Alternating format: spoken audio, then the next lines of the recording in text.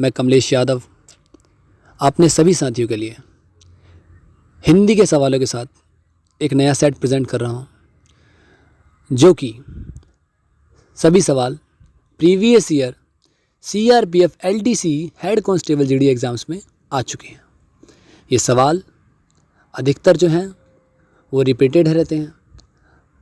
Last video जो मैंने बनाई थी वो जनरल नॉलेज की थी। डिपार्टमेंटल एग्ज़ाम्स में ये सवाल जो हैं वो अधिकतर आते रहते हैं। अगर आपने हमारी लास्ट वीडियो नहीं देखी है तो प्लीज़ जाकर देखें।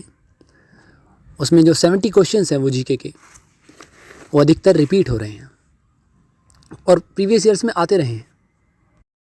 तो प्लीज़ अगर आपने वो वीडियो नहीं देखी है तो उसे जाकर देखें और कमेंट करके बताएं कि वो वीडियो आपको कैसी लगी।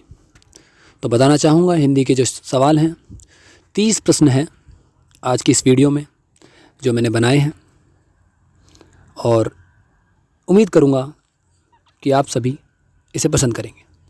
ये सवाल आपके आने वाले हेड कांस्टेबल GD एग्ज़ाम्स में आपकी पूरी हेल्प करेंगे। तो चलिए आज की इस वीडियो को शुरू करते हैं। तो आज का पहला सवाल जो है वो है, प्रश्न प्रथम होगा, हिंदी किस भाषा परिवार की भाषा है? हिंदी किस भाषा परिवार की भाषा है? तो बताना चाहूँगा, हिंदी जो है वो यूरोपीय भाषा परिवार की भाषा है। प्रश्न 2 होगा, ब्रज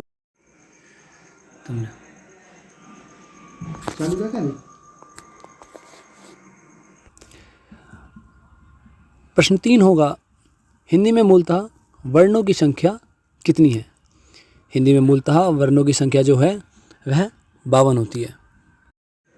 बताना चाहूँगा, हिंदी में उच्चारण के आधार पर वर्णों की संख्या जो है वह 45 होती है। 10 स्वर प्लस 35 व्यंजन, और जो लेखन के आधार पर होती है वह 52 होती है। 13 स्वर प्लस 35 व्यंजन और 4 संयुक्त व्यंजन। संयुक्त व्यंजन जो होते हैं वह होते हैं 6 3 ग श। अगला प्रश्न होगा प्रश्न नंबर 4, हिंदी वर्णमाला में स्वरों की कुल संख्या कितनी है?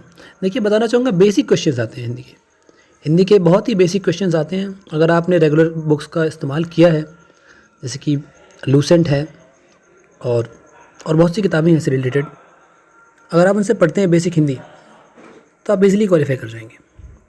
तो अगला सवाल जो है वो है, हिंदी वर्णमाला में स्वरों की संख्या कितनी है?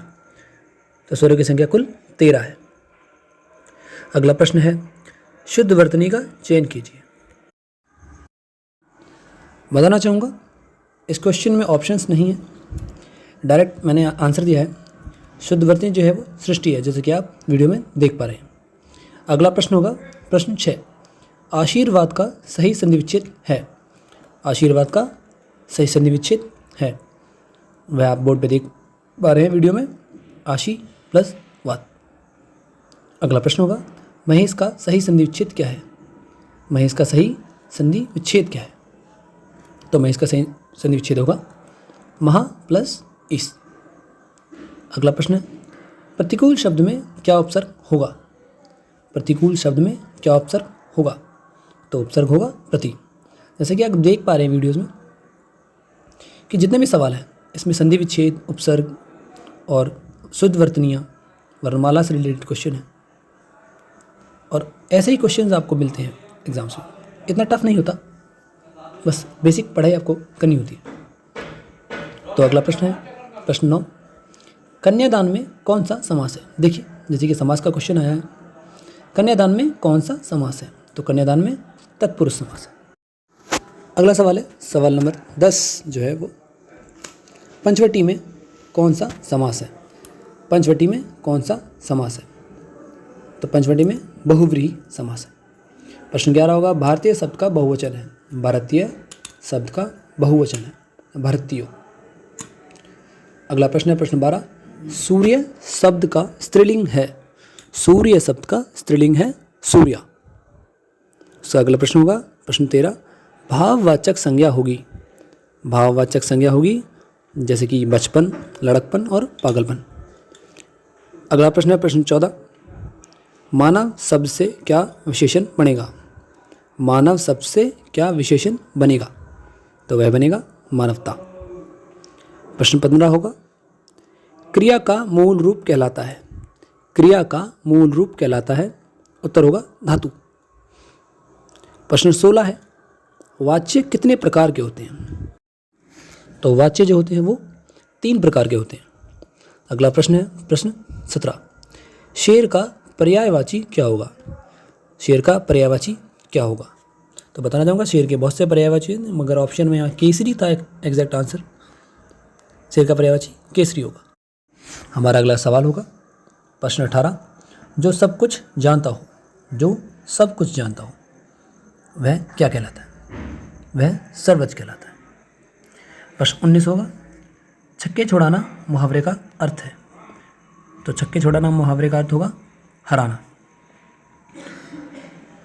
इसी क्रम में अगला प्रश्न होगा प्रश्न 20, जैसी करनी वैसी भरनी लोकोक्ति का अर्थ है कार्य के अनुसार परिणाम मिलना। अगला प्रश्न प्रश्न 21, तरनी तनुजा तट तमल तरुवर बहुछाय में कौन सा अलंकार है? तरनी तनुजा तट तमल तरुवर बहुछाय में कौन सा अलंकार है? तो बताना चाहूँगा इसमें अनुप्रास अलंकार है। अगला प्रश्न है प्रश्न 22, शांत रस का स्थायी भाव क्या है? शांत रस का स्थायी भाव क्या है? तो शांत रस का जो स्थायी भाव होगा वह निर्वेद होगा। बताना चाहूँगा इसमें 5 क्वेश्चन जो हैं वह गद्यांश से आते हैं, जो प्रश्न में 23 से 27 तक के थे। 23 से 27 तक इसी गद्यांश में से क्वेश्चंस को बनाया गया था। मैं क्वेश्चन बताना चाहूँगा, जैसे कि प्रश्न 23 है, कबीर के सामने कोई टिक नहीं पाता था क्योंकि कबीर का व्यक्तित्व बहुत ऊंचा था। प्रश्न 24, कबीर ने विरोध किया, उत्तर है आचारहीन ढोंगियों का। आचारहीन ढोंगियों का। इसी क्रम में अगला प्रश्न प्रश्न 25 होगा, संत कबीर ने प्रशस्त किया। संत कबीर ने प्रशस्त किया था ज्ञान मार्ग को। प्रश्न 26 होगा, कबीर की रचनाओं की भाषा बोलचाल की भाषा थी क्योंकि उनके उपदेश थे सर्वसाधारण के लिए।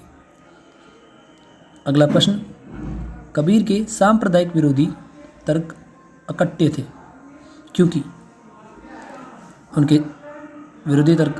क्योंकि उनके तर्क पुष्ट प्रमाणों पर आधारित थे।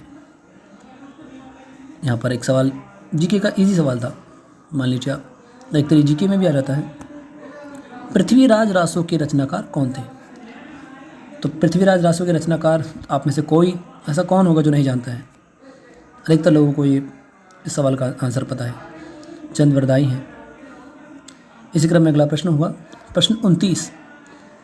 प्रश्न 29 में जो सवाल है वह है, हिंदी में सर्वप्रथम प्रकाशित पत्रिका का नाम क्या है? तो इसका उत्तर होगा उत्तंड मार्तंड। लगभग अधिकतर लोगों को यह सवाल जो है सवाल याद होगा और इसका उत्तर तो उम्मीद करता हूँ सभी को याद ही होगा। अंतिम प्रश्न था प्रश्न 30 जो है आज का प्रश्न 30, ढाई अक्षर प्रेम के पढ़े सो पंडित हुए प्रस्तुत पंक्ति के रचयिता कौन थे? इसके रचयिता कबीर दास थे। तो बताना चाहूँगा आज के हमारे हिंदी की क्वेश्चन सीरीज़ के 30 सवाल यहीं पे ख़त्म होते हैं। ये 30 सवाल सभी सवाल जो हैं वो प्रीवियस ईयर डिपार्टमेंटल एग्ज़ाम्स में आ चुके हैं और मैं आप सभी से 3 और प्रश्न पूछना चाहूँगा जिनका जवाब आप सभी प्लीज़ कमेंट बॉक्स में दीजिएगा। तो पहला सवाल होगा, तोड़ती पत्थर कविता के रचयिता का नाम क्या है? और अगला सवाल जो है वो अनेक शब्दों के लिए एक शब्द से है। जिस तर्क का कोई जवाब ना हो, इसके लिए एक सटीक वाक्य क्या होगा? और एक और सवाल जो होगा वह होगा, बोलने की इच्छा अनेक शब्दों के लिए एक सवाल है, इसका सटीक वाक्य क्या होगा? बोलने की इच्छा। आज के हमारे हिंदी के सभी 30 सवाल जो हैं वो यहाँ समाप्त होते हैं। उम्मीद करता हूँ आप सभी को हमारी ये वीडियो अच्छी लगी होगी।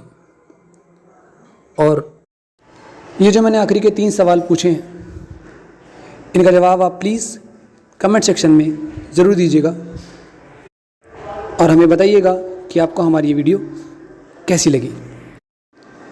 मैं कमलेश यादव जल्दी आपसे मिलूँगा अपनी नई वीडियो के साथ, एक नए क्वेश्चन सेट के साथ। तब तक के लिए सभी साथियों से अलविदा। जय हिंद।